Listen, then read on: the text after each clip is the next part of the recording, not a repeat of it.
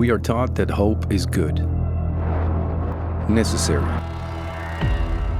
the engine of progress, the reason to get up when everything feels heavy. We tell each other that things will work out, that there's light at the end of the tunnel. But what if the tunnel has no end? What if the promise of a better future is not separate from our suffering but deeply intertwined with it? What if hope does not get us out of the situation, but keeps us inside?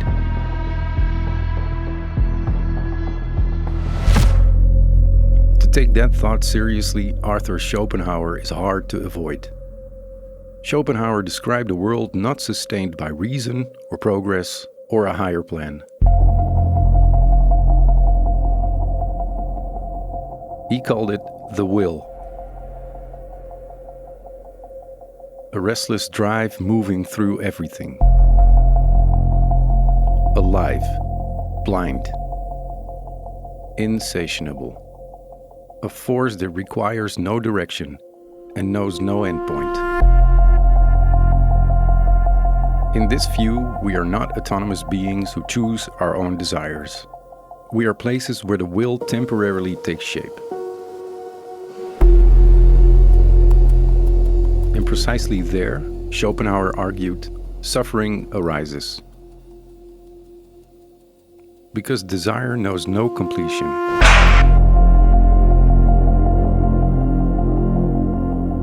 Because every satisfaction creates space for a new hunger.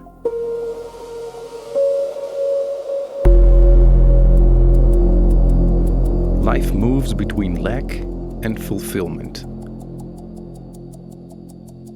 Between desire and boredom.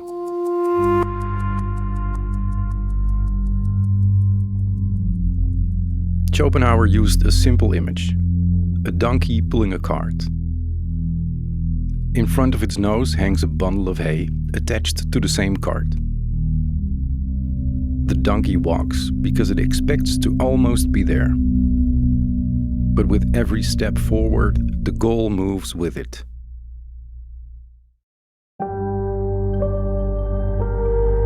Expectation is sufficient to keep going. This raises another question. What happens when expectation disappears? Why does standing still feel so threatening?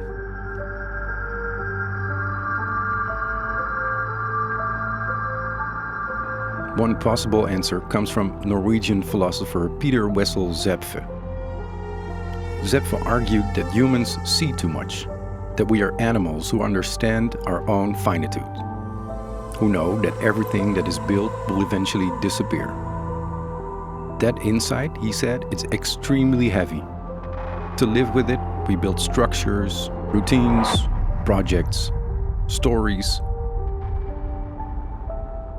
ways to keep the confrontation at a distance.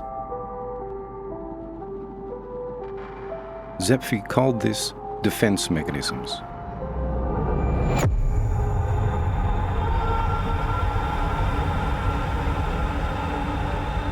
Hope occupies a remarkable place among them.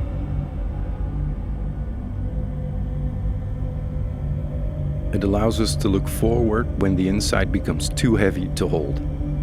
It organizes time. It shifts the burden. Yes, we can!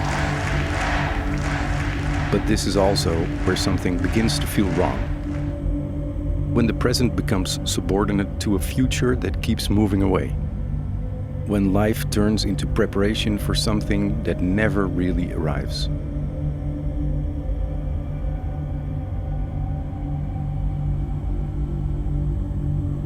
The American thinker Lauren Berlant described this as cruel optimism, a situation in which the very thing you cling to also keeps you in the same place. Jack! The job that exhausts you. Jack! The relationship that hurts but carries meaning from the years invested in it. Jack! A system that fails but still offers stability. There's a... In situations like this, Hope functions as a binding agent. It holds in place what might otherwise shift. It asks for endurance, for staying. This is why optimism is morally charged. Hope is rarely carried alone. It is encouraged, expected, demanded, from the sick, from the exhausted, from those who no longer see a way forward. Sometimes out of care, sometimes out of discomfort. Bro, you gotta stop with that depression stuff. Because it is difficult to remain optimistic listening to someone who thinks all hope is lost.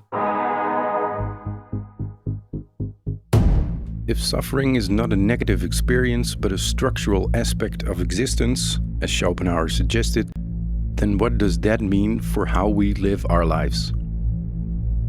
For many, this thought feels like a pessimistic dead end. But for Albert Camus, this was his starting point. Our lifelong search for meaning in a universe that's completely meaningless and without any purpose. Camus called this contradiction the absurd. But not as a form of despair. He asked, what if we stop expecting an answer entirely? So he looked at someone who was already condemned to despair. He looked at Sisyphus, condemned to push a stone uphill, again and again. Camus focused on one specific moment, not just the pushing, but the walk back down. The moment when Sisyphus knows what awaits him, without further expectations, without promise or something better.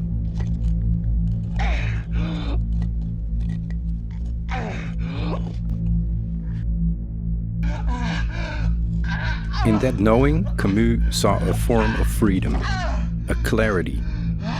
It adds nothing and it hides nothing. Camus wrote that we must imagine Sisyphus happy.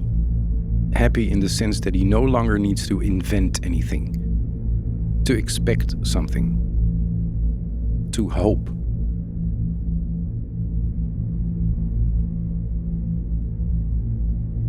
What happens when we stop living for a promise? What happens when the present is no longer a waiting room?